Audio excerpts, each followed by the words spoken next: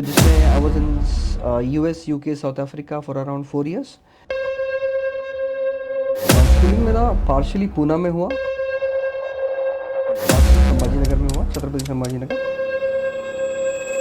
जो आपने बताया कि आप जब बिज़नेस कर रहे थे 2006 में स्टार्ट किया था, तब आप 16 कैमरे का यूटिलाइज करके जो प्रोडक्शन लाइन थी उसमें कुछ इशू थे वो आइडेंटिफाई कर रहे थे।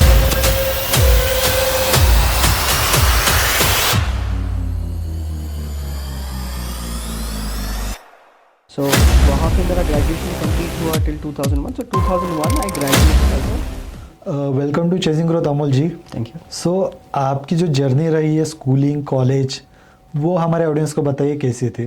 स्कूलिंग मेरा पार्शली पूना में हुआ, पार्शल संभाजी नगर में हुआ, छत्रपति संभाजी नगर, जहाँ पे अप टू 10th स्टैंडर्ड मेरा पुणे से कवर हुआ। Then I did my diploma I did in production engineering. So production engineering करने के बाद में I went for engineering. So direct second year admission था। सो सेकेंड ईयर एडमिशन में I was admitted to JNEC, which is Jawaharlal Nehru engineering college, that is based in Chhatrapati Sambhaji Nagar. So वहाँ पे मेरा graduation complete हुआ till 2001। So 2001 I graduated as a BE production engineer. 2001 से लेके 2006 तक I was in two job. So मैं job करता था in the field of CAD CAM PLM product design and so on. So जिसमें I was in US UK South Africa for around 4 years, then to Australia and Malaysia for around 2 years। So 2006 तक ये मेरा journey रहा। Generally I used to travel a lot. 2006 में I found my own company. सो पहला company मेरा 2006 में start हुआ। उस समय हम लोग सॉफ्टवेयर्स बनाते थे इंजीनियरिंग कंपनीज़ के लिए।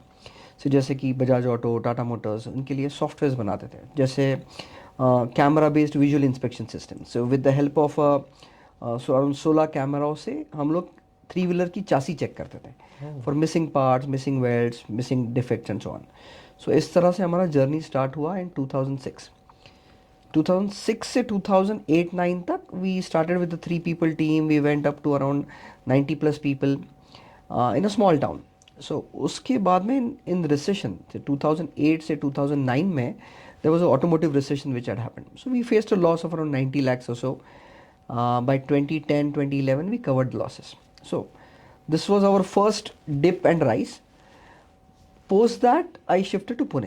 So Pune again we started doing uh, typically design activities, conveyor lines, pick and place robos and so on. So हम automation field में full fledged आ गए, जिसमें हम लोग जो भी हमारे जिग्जैग ब्रिसल्स होते हैं, कोलगेट, पेप्सोडेंट, उसकी स्पेशल पर्पस मशीन्स बनाने लग गए। सो जितने भी कोलगेट पेप्सोडेंट के जो ब्रशेस बनते हैं वो अभी हमारे लोडिंग मशीन से बनता है। जो भी विप्रो के डाउनलाइटर्स हैं उनकी कन्वेयर लाइन्स हमने दी। So we did a good number of machines, जिसे स्पेशल पर्पस मशीन्स बोलते हैं।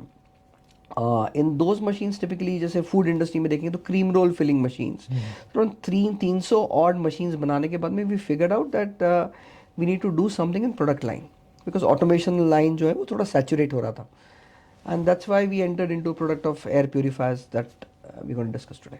जो आपने बताया कि आप जब बिज़नेस कर रहे थे 2006 में स्टार्ट किया था, तब आप 16 कैमरे का यूटिलाइज करके जो प्रोडक्शन लाइन थी उसमें कुछ इशू थे वो आइडेंटिफाई कर रहे थे। तो आई थिंक आप पूरे इंडिया में वन ऑफ दी थे या फर्स्ट थे। सो उस समय जनरली हमारा थोड़ा सा टेक्नोलॉजी एडवांस ही रहा है कि हम लोग ऐसी चीज़ें करते हैं जो लोग नहीं कर रहे हैं। सो उस समय जैसा था कि VB.NET का ज़माना था। उस समय VB.NEट में कोडिंग होती थी एंड कैमराज मिल नहीं पा रहे थे। सो कैमराज मिल नहीं पा रहे, हम लोग वेब कैमराज होते हैं जिसमें हमारे जो चैट सेंटर्स होते हैं उस केस में, या फिर नेट कैफ़ेज हुआ करते थे, उस तरह के वेब कैमराज से हमने काम चालू किया। अब अगर देखा जाए तो मल्टीपल रिसोर्सेज अवेलेबल है जिसको कॉमनली बोलते हैं मशीन विजन सिस्टम, बट 2006 में ऐसा कुछ नहीं था। So we were early adopters of technology, जिससे हमें एडवांटेज भी मिलता था in terms of giving a quotation to the customer. कोई अगर कंपटीशन नहीं रहेगा तो कोटेशंस जनरली क्लियर हो जाते हैं। ओके। और सेकंड, आपने जो बताया कि आप मल्टीपल कंट्रीज़ में आपका ट्रैवल हुआ, तो वो ट्रैवल के पहले और उसके ट्रैवल के बाद जो 6 साल या 7 साल आपने ट्रैवल किया, तो उसमें आपका डिफरेंशिएट क्या लगा अपने कंट्रीज़ में एंटरप्रेन्योरशिप या कॉरपोरेट फील्ड में और अदर कंट्रीज़ में। जब मैं 6 साल ट्रैवल कर रहा था तो टिपिकली 2001 से 2006 का ज़माना था। उस समय ये स्टार्टअप कल्चर नहीं था। उस समय एक तो था बिजनेस होता था as a organization, and startup में ऐसा कुछ ये वर्ड ही नहीं था उस समय। सो इफ़ वी से बिजनेसेस वेर कन्वेंशनल, जो भी कन्वेंशनल बिजनेस चले आ रहे थे, इधर वो सर्विस इंडस्ट्री का होता था या प्रोडक्ट इंडस्ट्री होता था। मेरा काम जनरली था कैड कैम पीएलएम में, जिसमें क्या हो रहा था कि 3D मॉडलिंग सॉफ्टवेयर आ गए थे। सो जो पुराना ऑटो कैड वाला डेटा था या पुराना जो पेपर ड्राइंग्स वाला डेटा था, वो हम लोग कन्वर्ट करते थे, and we were also doing actual product design. So इस तरह का काम चलता था। सो जो स्टार्टअप कल्चर आना चालू हुआ वो काफ़ी लेट चालू हुआ। सो आइडेंटिफाइड डिफरेंसेस जो थे इतना नहीं था, जैसा इंडिया में था वैसे ही वहाँ पे था। सो आपका ये जो कोर बिजनेस चल रहा था, जब पुणे में आके आपने थोड़ा ट्विस्ट करके जो पिवट करके ऑटोमेशन लाइन के लिए अलग अलग प्रोडक्ट डिज़ाइन किए, जैसे आपने बताया कि विप्रो के जो लाइट्स है या कोलगेट के जो जिगजैग वो रिजल्ट्स है, वो सारे मैन्युफैक्चर आपके प्रोडक्ट आपके मशीन के थ्रू होते वो आपके मशीन्स के थ्रू होते हैं। तो सिमिलरली आप अभी जो वेंचर है आपका, तो वो कब से है जो एयर प्यूरीफायर में वर्क करता है? सो इसमें कैसा हुआ कि 2016 तक हम ऑटोमेशन फील्ड में थे। ऑटोमेशन फील्ड में कैसा होता था कि जनरली लोग कोटेशन बेस्ड जाता है। एक प्रॉब्लम होती है, एक प्रॉब्लम क्लाइंट हमें देता है, उसके रिलेटेड कोई मशीन बनानी होती है। So it was a special purpose machine. अब मार्केट में ऐसे बहुत सारे लोग आने लग गए जो छोटे छोटे मशीन्स करने लग गए। तो ये प्रोडक्ट लाइन जो हमारी है 2016 में स्टार्ट हुई। 2016 में हमने प्रोप्राइटरशिप कंपनी में स्टार्ट किया, लगभग 60 to 80 मशीन्स बनाई होगी। देन वी फिगर्ड आउट कि इस फील्ड में स्कोप ज़्यादा अच्छा है। फिर हमने प्राइवेट लिमिटेड कंपनी फॉर्म की 2017 में। So we are into existence into since 2017 ना। ओके। और अभी आप जो देख रहे हो एयर प्यूरीफायर का, लास्ट 2 साल में दिल्ली जैसे सिटीज़ में ज़्यादा ही सेल्स बढ़ा है, तो उसमें आपके बिजनेस में कैसे इम्पैक्ट हुआ है as term of the sales और as term of the growth? So typically क्या हुआ था कि जब हमने 2016-17 में जब हम चीज़ें बेच रहे थे, तब हमें कस्टमर को प्रॉब्लम भी एक्सप्लेन करना पड़ता था। सो उस समय कस्टमर इतना समझ ही नहीं पा रहा था कि ये एक जेन्युइन प्रॉब्लम है। अब कैसा हुआ है कि मीडिया के बदौलत टिपिकली कस्टमर्स आर अंडरस्टैंडिंग कि इससे हमें तकलीफ होगी, और ये विजिबल हो गया है। तो उस पॉइंट से लेके अब तक अगर देखा जाए तो हमें प्रॉब्लम स्टेटमेंट अभी एक्सप्लेन नहीं करनी पड़ती है। सो हमारी जो सेल्स होती है वो उस प्रॉब्लम स्टेटमेंट को पकड़ के सोल्यूशन ओरिएंटेड हो रही है। सो आपकी जो अभी डिस्ट्रीब्यूशन है more than I think 21 cities और 7 कंट्रीज में है, राइट। राइट? सो ये डिस्ट्रीब्यूशन जब आप करते हो तो वो B2B B2C या अलग अलग कंट्रीज में आपको चैलेंजेस कैसे आते हैं? सो इसमें अगर देखा जाए तो जब डिस्ट्रीब्यूटर नेटवर्क बनता है और ये क्यों बनता है, टिपिकली अगर मैं यहाँ से कोलकाता में कोई बिज़नेस करना चाहता हूँ या मैं किसी दूसरे शहर में अगर बिज़नेस करना चाहता हूँ, तो वहाँ का एक लोकल इकोसिस्टम होता है, वहाँ का एक लोकल कनेक्ट होता है, एक लोकल लैंग्वेज होती है, एक लोकल रैपो होता है। वो हमें यहाँ से जाके नया बिल्ड करना डिफ़िकल्ट हो जाता है। तो हम जनरली क्या करते हैं कि वहाँ का एक आदमी पकड़ता है जो उस पर्टिकुलर रीजन को जानता है, उधर के तौर तरीके जानता है, और उसे हम लोग टिपिकली डिस्ट्रीब्यूटरशिप ऑफर करते हैं। तो ये डिस्ट्रीब्यूटरशिप ऑफर करना भी एक क्रिटिकल टास्क है। अगर आपने गलत डिस्ट्रीब्यूटर सेलेक्ट कर लिया तो आपका सेल्स उस एरिया में हो नहीं पाएगा। सो आइडियली लैंग्वेज अगर देखा जाए तो मैं अगर कोलकाता में जाके अगर बंगाली नहीं बोल पा रहा हूँ तो it becomes difficult for me, वो मुझे इतना अच्छे से वेलकम नहीं करेंगे। So distributor plays an important role. जैसे किसी दूसरी कंट्री में देखते हैं तो उनके यहाँ पे एक डिफरेंट सिस्टम चलता है। सो हर एक कंट्री के हिसाब से अलग अलग होता है, हर एक रीजन में भी हर 200-300 किलोमीटर के बाद में ये सिस्टम चेंज होते रहती है। सो ये जानने वाला आदमी is a distributor for us. Business आ ही जाता है if the distributor is correct. So यही करते टाइम आप जब B2B डील करते हो, B2C और B2G जो आता है बिजनेस टू गवर्नमेंट, ये चैलेंजेस आपको कैसे अलग अलग आते हैं? क्योंकि तीनों प्रोडक्ट तो आप सेम ही सेल्स कर रहे हो, बट इसमें डिफरेंशिएट कैसे स्टेक होल्डर मैटर करता है? सो अगर B2G देखा जाए, ये तीनों सेगमेंट जो है ये अलग है। B2G में जनरली दो तरह की सिस्टम्स होती है। जो गवर्नमेंट का ऑलरेडी एग्जिस्टिंग कॉन्ट्रैक्टर होता है वो एक सही डिस्ट्रीब्यूटर होता है जिसके थ्रू हम अप्रोच कर सकते हैं। अगर किसी गवर्नमेंट रिलेटेड एक्टिविटी में अगर किसी को कुछ सेल करना है तो मैं ये सजेस्ट करूंगा कि आप एक ऐसा कॉन्ट्रैक्टर पकड़े जो ऑलरेडी गवर्नमेंट के साथ डील कर रहा है, ताकि आपका प्रोडक्ट वहाँ पे अच्छे से आप पुश कर पाए। So that is one part of it. तो हम लोग डायरेक्ट गवर्नमेंट के साथ डील नहीं करते। हमारा रोल होता है टेक्निकल प्रेजेंटेशन, सेटिस्फैक्शन करवा देना गवर्नमेंट ऑफिशियल्स का कि yes the product works, and then the liaisoning part is taken care by the local contractor और पर्सन। ये हो गया B2G वाला सेगमेंट। B2B वाले सेगमेंट में हमें टिपिकली टेक्निकल प्रोडक्ट कन्विंस करना पड़ता है. Secondly we also have to give them a techno commercial satisfaction, जहाँ पे okay technically you are good, apart from technical ये कमर्शियल्स है जो इससे मैच करते हैं. सो थोड़ा सा जो ऑडियंस होता है वहाँ का वो पॉलिश्ड होता है, उसे ऑलरेडी 3 से 4 लोगों से उसने कोटेशंस मंगाए होते हैं. So it become slightly tough for us, but एक क्लीन केस निकल जाता है बी टू अगर हम देखें तो B2B केस में. B2C अभी तक हम लोग ठीक से एंटर नहीं किया है, क्योंकि B2C के लिए डीप पॉकेट्स लगते हैं, जहाँ पे you have to run advertisement campaigns, और B2C रीच करना डिफिकल्ट है. सो अब तक हमने B2C डायरेक्ट अप्रोच नहीं किया, but in the coming year we are definitely looking forward. Right. और अभी ऐसे लगता है मेरे पॉइंट ऑफ व्यू से एज अ मार्केटर, अभी स्कोप ज़्यादा है, अवेयरनेस ज़्यादा बढ़ चुका है. सो इसमें अगर देखें तो B2C अगर हम देखते हैं तो लोग एक तो गवर्नमेंट के भरोसे बैठे हैं कि गवर्नमेंट कुछ करे. अब B2C जो कस्टमर है वो खुद के हाथ में चीज़ें लेना चाहता है और बोलता है मैं खुद के लिए क्या कर सकता हूँ. इस सेगमेंट को देखते हुए अगर एयर पोल्यूशन देखा जाए तो वहाँ पे हमें स्कोप ज़्यादा लग रहा है. राइट. तो एयर पोल्यूशन के साथ आपके प्लान ऐसे कुछ है कि वाटर पोल्यूशन के लिए कुछ प्रोडक्ट डिज़ाइन करें, या आप एयर प्योरिफिकेशन पे ही ज़्यादा फोकस दे रहे हो? अगर इस केस में देखा जाए तो एयर, वाटर और लैंड ये तीनों एक दूसरे से जुड़े हुए हैं. अगर हम देखते हैं कि एयर पोल्यूशन ज़्यादा है तो एयर पोल्यूशन जो कलेक्ट होता है, जो रेनी सीजन जब आती है तो वो पोल्यूशन धीरे धीरे वाटर में सीपेज हो जाता है. अगर पानी खराब रहेगा तो पानी लैंड में सीपेज होता है. सो ये तीनों चीज़ें इंटरकनेक्टेड है. सिंगल हैंडेडली एक चीज़ को एड्रेस करना पॉसिबल नहीं है. सो हम लोग अभी तक जो करते आ रहे हैं वो एयर पोल्यूशन कर रहे हैं. सम पार्ट ऑफ वाटर हमने किया हुआ है, जैसे हमने स्टीम जेटिंग सिस्टम्स दिए हैं instead of water jetting system. So उस तरह से वाटर कंजर्वेशन, वाटर में 2 चीज़ें हैं, एक तो है क्वांटिटी और दूसरा है क्वालिटी. हम दोनों को कैसे एड्रेस करें, हमारा भी बेबी स्टेप चल रहा है. राइट. आपने बताया कि वाटर जेटिंग के जगह पे आप कर रहे हो स्टीम जेटिंग, ये स्पेसिफिकली किस पर्पस के लिए? जैसे एयर पोल्यूशन अगर होता है तो एयर पोल्यूशन 2 तरह से एड्रेस होता है. एक तो है मेथड ऑफ सप्रेशन, जिसे आप एयर पोल्यूशन को सप्रेस कर दें. दूसरा होता है मेथड ऑफ अरेस्टेशन, जिसमें आप एयर पोल्यूशन को अरेस्ट करके कलेक्ट कर रहे हैं. अब सप्रेशन मेथड में क्या होता है, जनरली जहाँ पे वाटर सरप्लस रीजन्स है वहाँ पे वाटर स्प्रिंकलिंग होता है.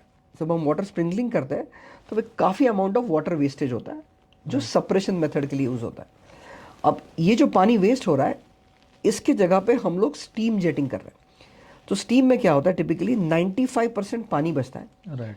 स्टीम अच्छे से स्प्रेड हो पाता है और ऑल्सो इंश्योर करता है कि नीचे किसी तरह का मक या किसी तरह का वाटर और स्लिपरी एलिमेंट्स ना रहे. राइट. दूसरा होता है कि वाटर जो है ये कहाँ से आ रहा है उस पर डिपेंड करता है. मेरा स्टीम जो है ऑलरेडी डिसइंफेक्टेड कंडीशन में होता है. अगर पानी हम लोग देखते कभी पर रोड से जा रहे हैं और अचानक से गाड़ी आती है और आपको भिगा के चली जाती है. राइट. सो इस प्रॉब्लम को सॉल्व करने के लिए हम लोग स्टीम जेटिंग कर रहे हैं, जो पानी की बचत भी करे और पानी का कंजर्वेशन भी हो. गुड इनोवेशन, जिससे पानी की भी बचत हो रही है, जो इनकन्वीनियंस भी नहीं होता. अभी हम सिटी में घूमते हैं तो देखते कई बार टू व्हीलर पे कोई जा रहा है तो वो पूरा पानी, उसके साथ धूल मिट्टी, वो उसके पूरे बॉडी पे आ जाता है, गाड़ी पे आ जाता है, या विजन में उसको दिखना बंद हो जाता है, वो बंदा स्पेक्ट यूज़ कर रहा होगा तो. सो सिमिलरली आप ये जो कर रहे होती ये B2B ही आपका प्रोडक्ट है ज़्यादा, या B2G में आपका ज़्यादा वर्क चल रहा है? अभी दोनों सेगमेंट्स में हम लोग B2B भी कर रहे हैं. जितने बड़े कैंपसेस है, अगर कोई कंस्ट्रक्शन इंडस्ट्री से है या फिर कोई माइनिंग इंडस्ट्री से है या फिर पोर्ट्स है, जैसे हमारे शिपिंग पोर्ट्स होते हैं, ये इस तरह के कस्टमर्स हो गए. दूसरे टाइप के कस्टमर्स B2G में क्या होता है, जनरली B2G में ज़्यादा बेनिफिट पब्लिक को दे पाते हैं, क्योंकि गवर्नमेंट के कंट्रोल में काफ़ी सारी ऐसी प्रॉपर्टीज़ है जहाँ पे इसकी ज़रूरत है. सो B2B और B2G दोनों पैरेलल हैं. एक पे डिपेंडेंसी न रखते हुए हमने दोनों कस्टमर्स को एड्रेस किया. Right. So as a serial entrepreneur, और वो भी first generation serial entrepreneur, so आपने अभी तक 2 बड़े पैंडेमिक देखे या मार्केट क्रैशेस देखे. तो 2008 का जो मार्केट क्रैश हुआ उसमें आपको कैसे आपने रिकवर कर पाए, और सिमिलर क्वेश्चन कि 2020 का जो पैंडेमिक था उसमें आप कैसे रिकवर कर पाए? क्योंकि मोस्टली अभी क्या होता है ना, एंटरप्रेन्योर जर्नी या बिजनेस जर्नी है अप एंड डाउन से. थोड़ा भी डाउन आ गया तो लोग छोड़ देते हैं, बैक टू नॉर्मल, या बैक जो कुछ चीज़ें कर रहे थे करियर में, जॉब या अदर चीज़ें, वहाँ पे शिफ्ट हो जाते हैं. सो इसमें अगर देखा जाए एक 1000 डे प्रिंसिपल काफ़ी कॉमन होता है. अगर आप किसी बिजनेस में 1000 डेज सस्टेन कर ले, विच इज़ रफली 3 years, तो आप फिर से वापस आपके प्रीवियस प्रोफेशन में नहीं जाएंगे। और इन 1000 डेज में आपको मल्टीपल प्रॉब्लम्स आती है, राइट फ्रॉम टैक्सेशन से लेके स्टाफ का प्रॉब्लम होगा या मल्टीपल प्रॉब्लम्स आती है। तो अगर ये 1000 डेज अगर नया कोई एंटरप्रेन्योर है जो सस्टेन करना चाहते हो तो 1000 डेज सस्टेन कर ले, चाहे जो भी हो, then you will not have a feeling to go back. So इस केस में अगर हम दो पैंडेमिक्स देखेंगे या दो सिचुएशंस देखेंगे, तो पहले सिचुएशन में ये था कि एक लर्निंग मिला कि ऑटोमोटिव इंडस्ट्री पे डिपेंडेंसी थी और हम उनके लिए प्रोडक्ट्स बना रहे थे, तो वी वर नॉट डाइवर्सिफाइड। तो एक पर्टिकुलर कस्टमर बेस पे डिपेंडेंसी रखना गलत था। So we could understand and learn out of it. दूसरा हमें उसमें लर्निंग मिला कि हमारा जो स्टाफ था वो लगभग 90 लोगों के आसपास था, विच वर वेरी हाई। सो हम लोग एसेट हैवी बोल सकते हैं, वर्किंग कैपिटल हैवी थे। तो ये दूसरा एक लर्निंग उसमें से मिला। तो इन लर्निंग्स को देखते हुए अगर हम सोचे तो हमने जो आगे के बिजनेसेस है वो डाइवर्सिफाई करना चालू किया, मल्टीपल कस्टमर्स के साथ डील करें, ताकि एक कस्टमर सेगमेंट में अगर कुछ दिक्कत होती है, प्रॉब्लम होती है ड्यू टू एनी इश्यूज, तो उसमें हमें तकलीफ नहीं होगी। दूसरा, इसी का फ़ायदा हमें कोविड के पैंडमिक में हुआ कि we had our company which was asset light. जैसे हमारे कॉमनली मैन्युफैक्चरिंग में कटिंग, बेंडिंग और पाउडर कोटिंग ऑपरेशन लगता है। अब ये कटिंग बेंडिंग मशीन्स हम खरीद भी सकते थे and we could have started our own production, but what we preferred is जो हमारा इकोसिस्टम है, हमारा अभी यूनिट भोसरी में पूना में है, तो वहाँ उस इकोसिस्टम में मल्टीपल वेंडर्स है जो कटिंग बेंडिंग ऑपरेशंस करते हैं, जो अराउंड 20-30% ऑक्यूपेंसी पे चलता है। So we ensure that instead of having our own machines और उसका बैंक ईएमआई लगाने से अच्छा we start working with them, outsource करना। आउटसोर्स। जो ऐसी एक्टिविटीज़ है जो नॉन क्रिटिकल एक्टिविटीज़ है which are just process activities, वो हमने बाहर से लेना चालू किया। उससे हमें फ़ायदा ये हुआ कि we could sustain the covid patch, क्योंकि हमारी लाइबिलिटीज़ कम थी, बैंक ईएमआईज कम थे। काफ़ी लोगों का प्रॉब्लम ये हो कि उन्होंने मशीनरी एक्सपांड कर ली एंड देन बैंक लाइबिलिटी बढ़ने के कारण उन्हें शट डाउन करना पड़ा। So we could sustain that patch. उस पैच में हमने काफ़ी R&D किया और उस R&D का अभी फ़ायदा हो रहा है। सो जो नए जनरेशन एंटरप्रेन्योर्स है उनके लिए आपका क्या सजेशन रहेगा? एनी सेक्टर में वो बिजनेस स्टार्ट करना चाहते हैं या अभी रिसेंटली 6 महीने में उन्होंने स्टार्ट किया है? सो जनरली ये सजेशन रहेगा कि अगर आप कोई बिजनेस करना चाहते हैं तो अभी का ट्रेंड ना देखें, अगले आने वाले जो 5-6 सालों में जो होने वाला है, तो आप उस समय मार्केट के लिए एक हेड स्टार्ट लेके चलेंगे, ताकि जब तक आपको कोई कंपटीशन नहीं आता है तब तक आप उस पर्टिकुलर क्रीम कस्टमर को या उस पर्टिकुलर प्रोडक्ट लाइन को आप आगे लेके जा सकें। सो जहाँ पे हम देखते हैं कि लोग जनरली अभी जो चल रहा है उस बिजनेसेस को अडॉप्ट करते हैं, जब तक वो अडॉप्ट करके स्टेबल हो पाते हैं तब तक ट्रेंड चेंज हो जाता है। राइट। सो थोड़ा सा R&D करें, थोड़ा सा रिसर्च करें और उस रिसर्च के अंदर ये देखें कि अगले आने वाले 2 सालों में क्या होने वाला है। अगर उसमें करते, जैसे हमने 2016-17 में एयर पोल्यूशन का काम चालू किया, वी फिगर्ड आउट कि आगे चल के बढ़ने वाला है। सो थोड़ा अगर ट्रेंड फोरकास्टिंग हो जाए और उस बिजनेस में अगर आप एंटर करते हैं तो it will be much more valuable, क्योंकि आप एक हेड स्टार्ट लेके चलोगे अगेंस्ट एनी कॉम्पिटिशन। सो आपने जो बताया उसको एक पकड़ के एक क्वेश्चन है कि जो आपने बताया कि ट्रेंड प्रिडिक्शन क्या है, तो इसके लिए क्या क्या एनालिसिस या टूल्स आप सजेशन करोगे? जनरली अभी with the advent of AI अगर आप ChatGPT को भी पूछ ले तो आपको डेटा दे देगा, बट अगर कॉमनली अगर एक इंसान को देखना है तो उसमें दो चीज़ें हैं। एक तो उसका मार्केट साइज कितना बढ़ने वाला है आगे चल के, ताकि आपको कितना बड़ा, जैसे उसमें दो कंसेप्ट होते हैं, एक रेड सी ब्लू सी वाला कंसेप्ट कॉमनली देखा जाता है। सो रेड सी ब्लू सी वाले कंसेप्ट में कि इतना बड़ा मार्केट साइज हो, चाहे आपके लिए 10 और कॉम्पिटिटर्स भी हो जाए तभी भी आपका बिजनेस सस्टेन हो। तो इतना कितना बड़ा मार्केट साइज है, कितना बड़ा नीड है, उससे आपका बिजनेस ग्रोथ डिफाइन करेगा। अगर आप एक निश सेगमेंट लेते हो या फिर एक छोटा सेगमेंट लेते हो तो उसमें कंपटीशन आने की ज़्यादा पॉसिबिलिटी, एक ये सेगमेंट हो गया। बट अगेन ट्रेंड्स वाइज देखा जाए तो world is shifting. I would not be the right person to comment on कौन सा trend will be going in, but एक सफिशियंट अमाउंट ऑफ अगर आप स्टडी कर लेते हैं before you pick up and start working on it, ये अच्छा रहेगा। सो आपने 2001 से आपका कॉर्पोरेट जर्नी स्टार्ट किया और आपका बिजनेस 2006 से स्टार्ट किया। तो 2006 में आपको जो बिजनेस चैलेंजेस आ रहे थे फर्स्ट, उसके बाद 2015 और 2016 में स्टार्टअप इंडिया करके गवर्नमेंट ऑफ इंडिया ने स्टार्ट किया, तो उस टाइम कुछ इफ़िशियंसी आ चुकी है, एज ऑफ डूइंग बिजनेस आ चुका, तो वो कैसे आपके लिए ईजी रहा? सो इसमें क्या हुआ कि when we are talking about startup India, so उसमें काफ़ी सारे इन्वेस्टर कैटेगरीज के लोग हैं जो non conventional source of fund होता है। पहले ज़माने में फ़ंड दो ही होता था, एक तो आपकी जमा हुई कैपिटल आप लगा रहे हैं, और दूसरा होता था कि बैंक से लोन ले रहे हैं। ये दो ही सोर्सेस थे उस समय। अब ये जो थर्ड सोर्स जो निर्माण हुआ वो स्टार्टअप कल्चर के कारण निर्माण हुआ, जहाँ पे अगर हम देखते हैं तो there are third parties who are willing to invest in to your business, जो आपके बिजनेस में ग्रो के पार्टनर बनना चाहते हैं। उस तरह से ये ट्रेंड चालू हुआ। अब ये जब ट्रेंड स्टार्ट हुआ तब अच्छा था। काफ़ी बार क्या होता है कि जो स्टार्टअप्स होते हैं उन्हें इन्वेस्टर्स एक्सप्लॉइट करवा लेते हैं। ये जो ट्रेंड जो जा रहा है दैट इज समहाउ वरिंग, कि पहले होता था कि जॉइंट ग्रोथ देखा जाता था, अब क्या हो रहा है, इन्वेस्टर सोचता है कि इस स्टार्टअप से मैं कितना बेनिफिट करवा पाऊँ।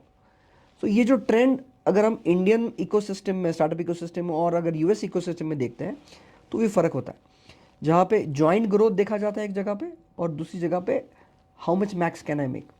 तो ये ट्रेंड ऐसा नहीं कि सारे इन्वेस्टर्स इस मेंटालिटी से आते हैं।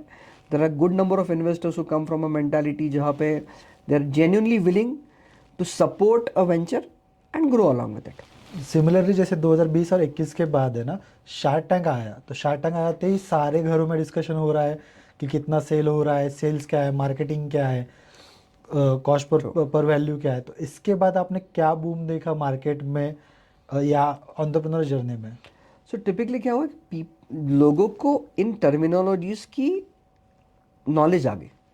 सो अगर हम देखते हैं कॉस्ट, कस्टमर एक्विजिशन कॉस्ट जैसे बोलते हैं, जैसे कैक बोलते हैं, सो कॉमनली जब ये बोला जाता था तब लोगों को नहीं मालूम था। और ये ट्रेंड जो है जैसे बिजनेस मॉडल कैनवस है, ये अवेयरनेस क्रिएट करने का काम किया। और जब शार्क टैंक जैसा कोई इवेंट आता है तो उसमें ये भी बताया जाता है कि एक इन्वेस्टर एक स्टार्टअप में क्या देखना चाहता है, या उसके प्लसेस और माइनसेस क्या है, उससे क्या सीखने मिलेगा और उस सीख से हम हमारे स्टार्टअप को कैसा बेटर कर सकते हैं। सो अगर कोई B2C वाला स्टार्टअप हो सकता है, कोई B2B वाला स्टार्टअप हो सकता है, so is a good learning out of it. Funding is secondary, funding जो मिलता है वो सेकेंडरी, बट नॉलेज जो मिलता है उस पर्टिकुलर शो से that is much more. Okay, so अगला क्वेश्चन ऐसा है कि आप जब बिजनेस कर रहे हो 2006 से लेकर 2025, मोर देन 19 ईयर प्लस हो गए। सो इसमें अभी जो आपकी जर्नी रही है उसमें आपके लिए लर्निंग के जो फैक्टर्स है वो कौन से मैटर हुए, जैसे कि आपने बुक्स, कोर्सेज या मेंटरशिप या सेल्फ लर्निंग ज़्यादा फोकस था आपका?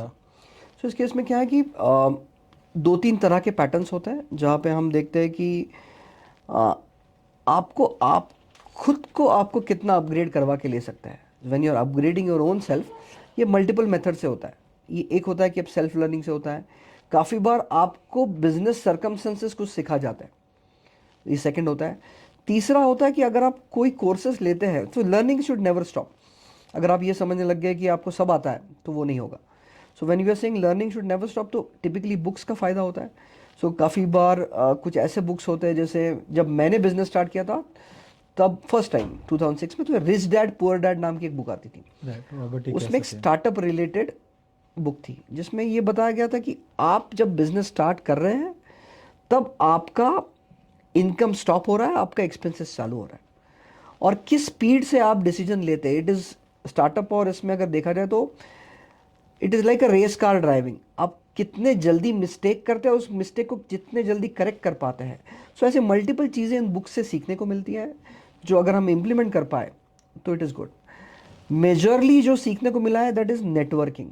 आपका प्रोडक्ट चाहे जैसे भी हो, अगर आपका नेटवर्किंग सही है तो आपका प्रोडक्ट सक्सेसफुल है। काफ़ी बार मैंने देखा है कि काफ़ी अच्छे अच्छे प्रोडक्ट्स हैं which are not able to do success because they are not connected.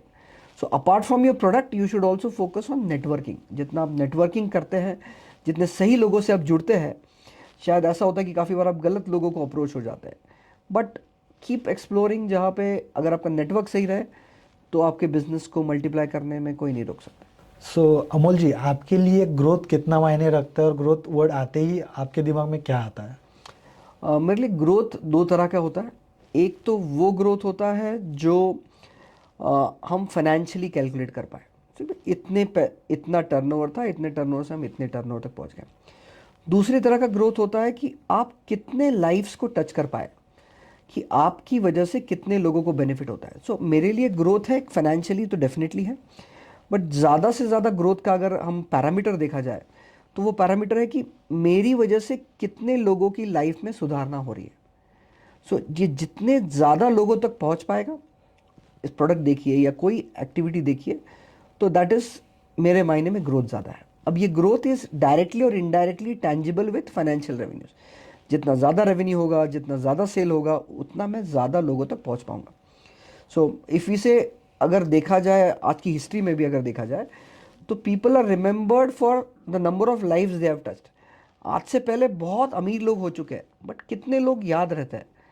वो लोग याद रहते हैं जिन्होंने सबसे ज़्यादा लोगों को इफेक्ट किया है. So that's how the trend of growth is. आप ऑटोमोबाइल सेक्टर में ज़्यादा आपका फोकस था आपके बिजनेस का, उसके बाद आपने एयर प्यूरिफिकेशन ही क्यों चूज़ किया? सो अगर देखा जाए तो if you talk about air एक ऐसा स्टैंडर्ड रिसोर्स है, इधर एक नेचुरल रिसोर्स है जो हम लोग सबसे ज़्यादा कंज्यूम करते हैं. सो व्हेन वी से, अगर हम एयर, फूड, पानी को अगर कंपेयर करें, जो नेचुरल रिसोर्स में हम कंजम्पशन करते हैं, तो एयर आप हर मिनट कंज्यूम करते हैं, पानी हर आवर कंज्यूम करते हैं, फूड में भी 2-3 घंटे में एक बार. सो ऐसा रिसोर्स अगर हम एयर पकड़ते हैं, तो एयर इज़ गेटिंग डिटोरिएटेड. सो ये सबसे ज़्यादा बड़ा मार्केट साइज है और इससे सबसे ज़्यादा इफेक्ट हम लोगों को करवा सकते हैं. तो इसलिए एयर ये सिलेक्ट हुआ when we talk about as a single natural resource which is getting bad. अगर देखा जाए तो लोग बोलते हैं कि save planet. Now save planet ऐसा जैसा कुछ नहीं है, बिकॉज प्लैनेट हमारे पहले भी रह चुका है. We have to save our selves to be liveable in this planet. Thank you for coming this podcast. Thank you. Thanks for inviting me. Yes.